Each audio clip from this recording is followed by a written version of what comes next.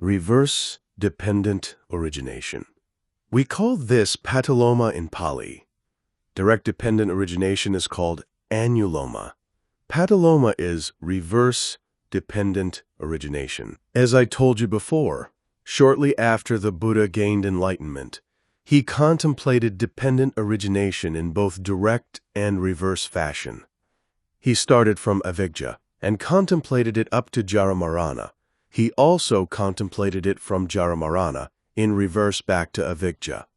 He also thought about tanha in the middle to jaramarana at the end.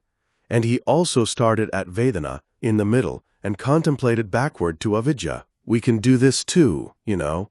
This is annuloma and patuloma. When I explained the 12 factors, why weren't sokha, parideva, dukkha, domanassa, and upayasa included? Why are there only 12 factors? Why don't we include these remaining 5? We should understand why. Sokha is sorrow. Parideva is lamentation. Dukkha is pain. Domanassa is grief. And upayasa is despair or agony. These 5 are considered incidental consequences of birth. They are not common to everyone everywhere. Some beings may not have sorrow and lamentation. Brahma, for example, don't have sorrow or lamentation. That's why we say that these 5 are incidental consequences of birth. As such, they are not considered factors of dependent origination. Q. So dependent origination covers all the different realms? Yes, the 12 factors apply to all realms. Even a Brahma can't avoid jaramarana. He can, however, avoid sorrow and lamentation. That's why I say that these 12 factors can be experienced in all realms. So this is reverse-dependent origination. 1. Avijjayatveva asesa viraga nirodha sankhara nirodha 2. Sankhara nirodha vijnana nirodha 3. Vijnana nirodha salayatana nirodha 5. Salayatana nirodha fasana soka 154. Reverse-dependent origination 8. Tanha nirodha bhava nirodha tannasoka parideva dukkha domanasupayasa nirujhanti 12. Evametasa kevalasa avijjayatveva asesa viraga nirodha sankhara nirodho. This means that through the total fading away and cessation of avijja ignorance, there is the ceasing of sankhara. In other words, if there's no avijja, there is no sankhara. Then if there's no sankhara, there's no vijnana. But this is not the case for everyone. Let's look at the first part. Avijjayatveva asesa viraga nirodha means through the total fading away and cessation of ignorance. Does ignorance arise for us all of the time?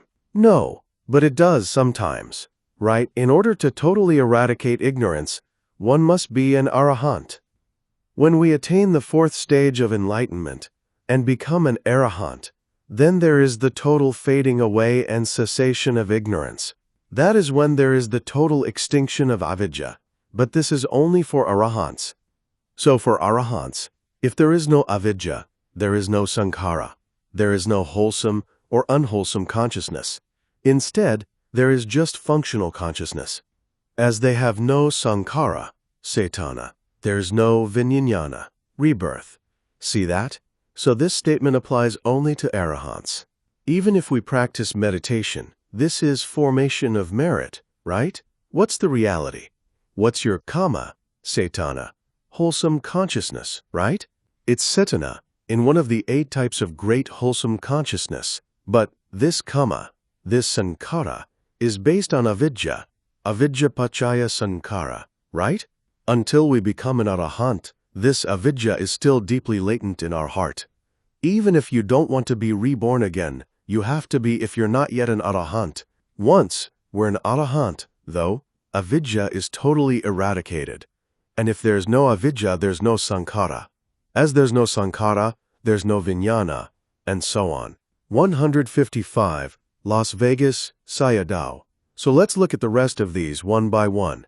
Sankhara nirodha vijnana nirodho. Through the cessation of kama formation, there ceases rebirth consciousness. Vijnana nirodha, nama rupa nirodho. Through the cessation of rebirth consciousness, there ceases mind and matter. Nama rupa nirodha, salayatana nirodho. Through the cessation of mind and matter, there cease the six sense bases. Salayatana nirodha, phasa nirodho. Through the cessation of the six sense bases, there ceases contact. Phasa nirodha, vedana nirodho. Through the cessation of contact, there ceases feeling. Vedana nirodha, tanha nirodho. Through the cessation of feeling, there ceases craving.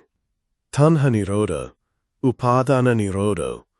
Through the cessation of craving, there ceases clinging. Upadana nirodha, bhava nirodho. Through the cessation of clinging, there ceases action. Bhava nirodha, jati nirodho. Through the cessation of action, there ceases rebirth. 156 Reverse-dependent origination. Jati nirodha, jay aramaranam, soka parideva, dukkha domanas upayasa nirujhanti. Through the cessation of rebirth, there cease aging and death. There also ceases sorrow, lamentation, pain, grief, and despair. Evam etasa kevalasa dukkhakanthasa, nirodho hoti. Thus comes about the cessation of this whole mass of suffering. After you understand the direct dependent origination, this reverse dependent origination is not difficult. It's very easy to understand, right? Let's review this a bit more. We've gone forward, but we can go backward too. If there's no rebirth, there's no aging and death. Why is there no aging and death? Because there's no rebirth. Why is there no rebirth? Because there's no kamabhava action. Why is there no action? Because there's no clinging. Why is there no clinging? Because there's no craving. See? It continues backward until avidya. We can also explore it from avidya to jaramarana. Alternatively, we can start from vedana, right? Because of vedana, we have tanha. See?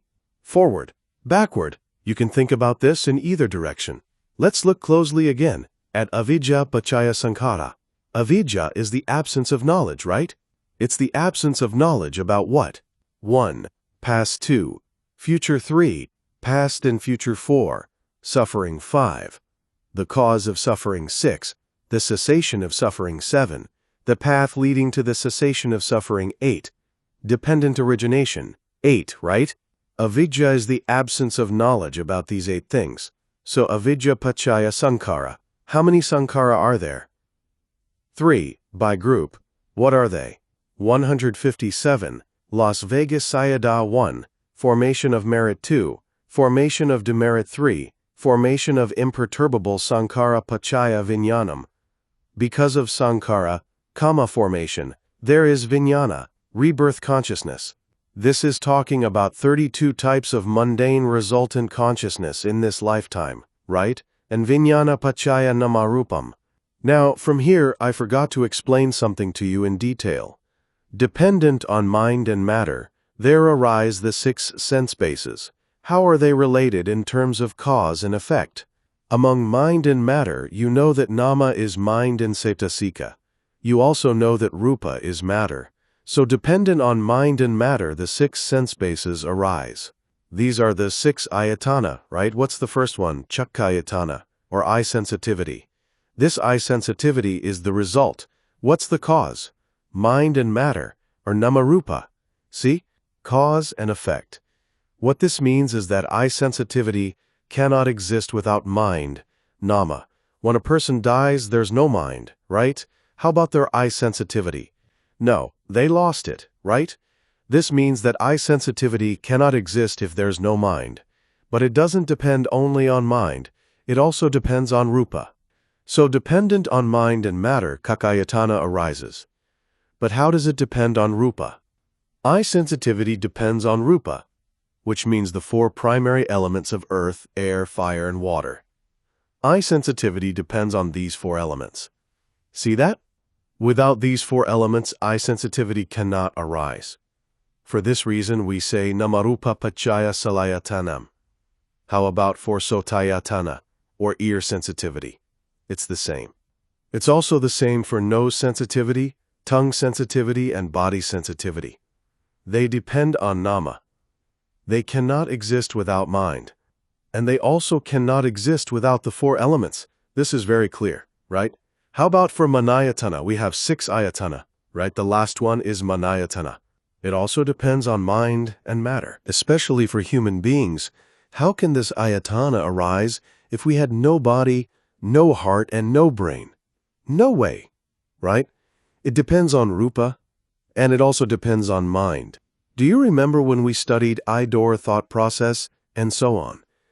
In order to arise, on what does I consciousness depend? 158 reverse-dependent origination. In this example, we can say Namarupa Pachaya Chakkayatana. In other words, there is Namarupa Pachaya Manayatana, or Namarupa Pachaya Chakkayatana. Chakkayatana is Manayatana here, right? For seeing consciousness, hearing consciousness, and so on, we can say that they arise because of Namarupa. Before seeing consciousness, what kind of consciousness arose? Panchadvara Vajjana. Do you remember that? There arose 3 bhavanga and Panchadvara Vajjana, and then there was Kakuvinyana. This is seeing consciousness, right? In order to arise, it depends on nama. I'm explaining that seeing consciousness depends on both nama and rupa. As for rupa, if there's no eye sensitivity, and no color or form, or even with eye sensitivity, if you close your eyes, you can't see anything. If there's no light, you can't see anything either, right? And attention is needed too. Attention is Panyakadavara Vajjana. If there's no Panchadvara Vajjana, no attention, you can't see anything. If you think about this, it's very detailed. In order for seeing consciousness to arise, there must be mind and matter. In this case, there must be form, color, and image, right? And light too. What's light mean? Matter. It's a kind of rupa. What about attention? This is mind. So namarupa pachaya salayatanam. When you understand one of them, here, seeing consciousness, you will understand hearing, smelling, tasting, touching, and thinking too. These types of consciousness depend on namarupa. Everything is just cause and effect. Without a cause, there's no effect. No cause, no effect. I want to be sure that you understand something about direct dependent origination. What's it talking about? Avijja pachaya sankhara, sankhara pachaya vijnanam, and so on. It's just cause and effect. It continues on until jara marana, aging and death. All of the Buddha's teachings consist of the 4 Noble Truths. Everything, every word he taught was connected to the 4 Noble Truths. When it comes to dependent origination, what kind of truths do we see here? 2. Samudaya and dukkha. Samudaya is the cause, right? Dukkha is the effect. Avijja is samudaya, and sankhara is dukkha. Sankhara is samudaya, and vijnana is dukkha. Just samudaya and dukkha. See that, right? This is our life. Just these 2 things, samudaya and dukkha, 2 noble truths. 159 Las Vegas Sayadaw. How about reverse-dependent origination? The first 2 noble truths are mundane truths. What about the last 2? Reverse-dependent origination is supramundane. Avidya is mental defilement. The cessation of mental defilement is nirodha. To gain nirodha, what do we need to do? We need to practice meditation. When you practice meditation, what do we call it? Maganga, the Noble Eightfold Path. Samavayama, Samasati, and Samasamadhi, right? And there's also Samaditi and Samasankappa. We call these 5 factors the workers. In every moment that we try to observe our mind and body, it becomes magga. It's not supramundane magga yet, though. We're gaining vipassana knowledge, but we can also call it maganga. Why is that? If you see something, Vedana will arise. If you are aware when Vedana arises, it stops right there. It doesn't connect with tanha. Why doesn't it connect with tanha? Because you know. Who knows? Vidya. Avidya becomes vidya, right? When we have wisdom, craving ceases. That is, it has no chance to arise. When it doesn't arise, what do we call it? Nirodha. Vedana nirodha tanha nirodho. Through the cessation of feeling, craving ceases. Why does craving cease? Because there is vijja. When we practice meditation like this, from time to time there is what we call the momentary cessation, khanika nirodha of mental defilement. Mental defilements stop in every moment that we practice like this. It's just momentary, of course, but with vijja there is no chance for tanha to arise. We can experience this momentary cessation of mental defilement when we gain concentration. When we have good concentration, we can experience this nirodha for longer, maybe 5 minutes, 10 minutes, an hour, or even 2 hours. This is called the danga nirodha. It lasts longer, right? Mental defilements won't arise. When we sit in meditation and gain strong concentration, as we observe our primary object, craving, hatred, anger, or aversion won't arise for a long time. This is called vikama nirodha. It is referred to as the suppression of mental defilement. As we keep practicing, this goes on and on until there is finally what we call the total cessation of mental defilement. When we gain the first stage of enlightenment and become a stream enterer, wrong view and doubt, these two kinds of mental defilements are totally 160 reverse-dependent origination extinguished. And when we become an arahant, all mental defilements, all passions are gone. This is why we say that through the total fading away and cessation of ignorance, kama formation ceases. We need to strive every day until we reach the total cessation of mental defilements.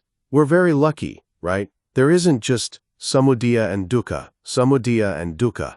Sometimes there's magga and nirodha, right? So we should practice meditation and use our magga to become nirodha, even if it's momentary. We now know about our life. We know where we have to stop. We know what we have to cut off. We understand. We use this technique. We know where we come from and who we are. How about the future? It's cause and effect. I would like all of us to study. As we study dependent origination, we know what we need to do to relieve our suffering. In the time of the Buddha, there was the Venerable Ananda. One day, after he practiced meditation and contemplated dependent origination, he went to the Buddha and said, "I've been thinking about dependent origination. It's very easy for me." The Buddha said, "Don't say that, Ananda. Don't say it's easy. It's not easy, is it? Do you guys think it's easy or hard? If someone says it's easy, they should be an arahant by now, right? It's not easy." But it was easy for Ananda. Why did he say it was easy? Its ease for him had 4 causes. 1. He'd acquired meritorious deeds in previous lives. His past good deeds made it easier for him in that present life. 2. In that present life, he had a good teacher. He followed the Buddha all the time. Whatever the Buddha taught, he was there to hear it. He studied directly from the Buddha almost every day. 3. He was a very intelligent person. He could memorize all of the Buddha's teachings. 4. He'd already become a stream enterer.